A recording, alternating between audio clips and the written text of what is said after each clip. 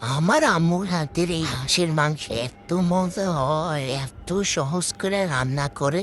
তাই ভাবলাম আমার গাইজদের সাথে আমি একটু রেসিপিটা শেয়ার করে দিই একটু সহজেই। প্রথমে আমগো সরিষার তেল ইউজ করতে হবো, এরপর পেঁয়াজ দিয়ে দিতে হবো, এরপর কিছুক্ষণ পেঁয়াজের গন্ধ যাওয়া পর্যন্ত নাড়তে হবে। হাঁসের মাংসে যেহেতু আদা বেশি করে দিতে হয়, এই জন্য রসুন বাটা 2 চামচ, আদা বাটা 3 চামচ দিতে হবে। প্রথমে দিতে মনে নেই, এর লেগে পরে দিছি আর 1 চামচ। হলুদ গুঁড়া মরিচ গুঁড়া দিতে হবে, হলুদ গুঁড়া 2 চামচ, মরিচ গুঁড়া 2 চামচ, গরম মশলা বাটা দিয়ে দিতে হবে 1.5 চামচ। যতটুকু মাংস ওই হিসেবে মশলাগুলা দিয়ে নিতে হবে। এরপর কিছুক্ষণ পানি দিয়ে কষিয়ে নিতে হবে।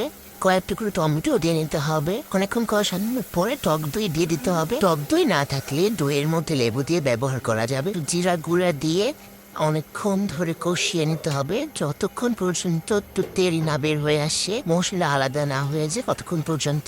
হাঁসগুলো দিয়ে অনেকক্ষণ ঢাকনা দিয়ে ভালোভাবে কষিয়ে নিতে হবে, যেন মাংসের ভিতরে সবগুলো মশলা ভালোভাবে ঢুকে যায়। ওর আম্মু আলু দিয়ে দিচ্ছে বড় বড় টুকরা করে, যেন আরো স্বাদ বাড়ে। রান্না শেষে জিরা গুঁড়ো দিয়ে রান্না শেষ করতে হবে।